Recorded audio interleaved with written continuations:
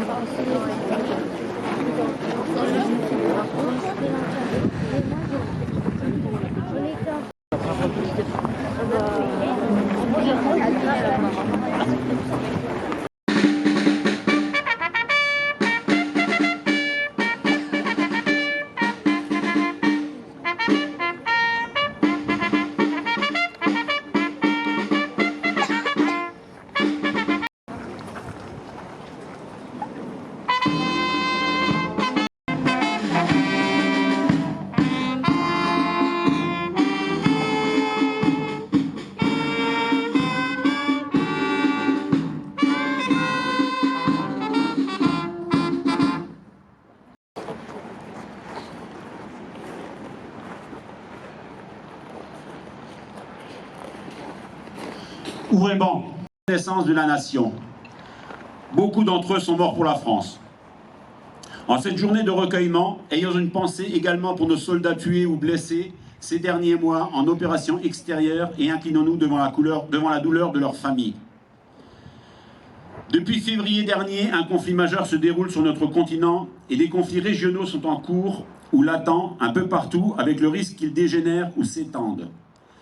Dans cette situation stratégique périlleuse, le travail de mémoire a toute son importance afin d'éviter un retour des erreurs du passé pouvant entraîner les mêmes conséquences désastreuses.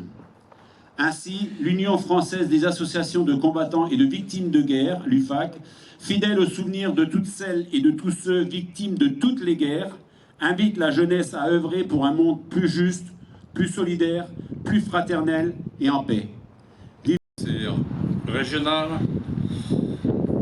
mesdames et messieurs les conseillers généraux, mesdames et messieurs les élus, chers jeunes élus du conseil municipal des jeunes et du conseil municipal des enfants et du conseil départemental des jeunes pour certains d'entre eux, messieurs et mesdames les présidents d'associations, messieurs les anciens combattants, chères argenteuillaises, chers argenteuillais. Nous sommes réunis ce matin pour commémorer ensemble le 104e anniversaire de signature en forêt de Compiègne dans la clairière de Rotonde de l'armistice mettant fin au combat de ce qui restera dans les mémoires comme la Grande Guerre. Ce 11 novembre 1918 aurait pu être un simple jour, le 1161e, soit 4 ans, 3 mois et 8 jours de l'une des plus effroyables guerres que le monde, l'Europe et la France eurent connues. Mais ce 11e jour, du 11e mois de l'année 1918, à la 11e heure, le son du clairon du caporal Pierre Sellier, le clairon de la victoire, celui qui avait sonné le 7 novembre à 21 h, le cessez-le-feu, retentit à nouveau à l'unisson de tous les autres clairons sur l'ensemble du front pour porter le message tant attendu, la guerre est finie. Il y a 104 ans, ce 11 novembre 1918 était pour notre pays le plus beau jour et le plus noir. Le plus beau jour parce qu'il marquait, après 4 ans d'horreur, la victoire de la France et de ses alliés sur l'ennemi, l'alliance des empires allemands et austro-hongrois. L'armée française et ses alliés avaient gagné, mais surtout le peuple de France, après 4 ans de sacrifices insensés, était victorieux. Sous la pluie et dans le froid, a refait son apparition en Europe et que l'on voit monter parmi nos concitoyens, quels que soient les sujets, la division et la discorde, cet appel du général de Gaulle me semble essentiel. Vive la France. Dans tout le pays, de clocher en clocher. L'écho du clairon vient d'annoncer la fin d'un conflit qui a éprouvé le monde et décimé les hommes. La fureur du canon s'est enfin tue, couverte par un immense éclat de joie. 11 novembre 1918, 11h, c'est l'armistice. Pour des millions de soldats venus du monde entier, c'est la fin de 4 terribles années de combat. Le soulagement est immense. La guerre est finie, mais pour les survivants commence un funeste décompte, celui d'1,4 million soldats français tombés au champ d'honneur, de 4 millions de nos militaires blessés ou mutilés, ces braves aux gueules cassées qui plongent la nation entière dans l'effroi et l'émotion.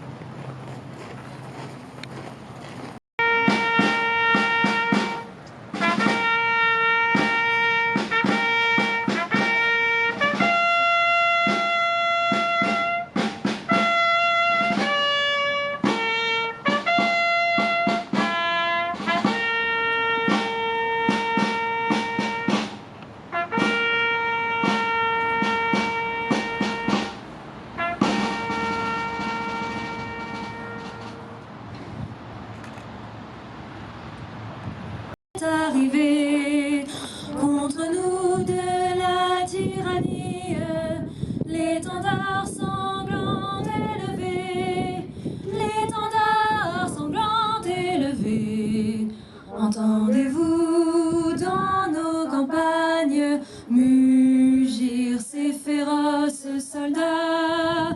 Ils viennent jusque dans vos bras, égorger vos fils, vos compagnes. Aux armes, citoyens, formez vos bataillons. Marchons, marchons, qu'un sang impur abreuve nos sillons. Amour sacré de la patrie, conduit, soutient nos braves vengeurs. Liberté, liberté chérie, combat avec tes défenseurs, combat avec tes défenseurs. Sous nos drapeaux que la victoire accourt à tes mâles accents, que tes ennemis expirants voient ton triomphe et notre gloire. Aux armes, citoyens, formez vos bataillons. Marchons, marchons, qu'un sang impur abreuve nos sillons. Nous entrerons dans la carrière quand nos aînés n'y seront plus. Nous y trouverons leur poussière et la trace de leur vertu, et la trace de leur vertu. Bien loin jaloux de leur survivre que de partager leur cercueil, nous aurons le sublime orgueil de les venger ou de les suivre. Aux armes, citoyens, formez vos bataillons. Marchons, marchons, qu'un sang impur abreuve nos sillons.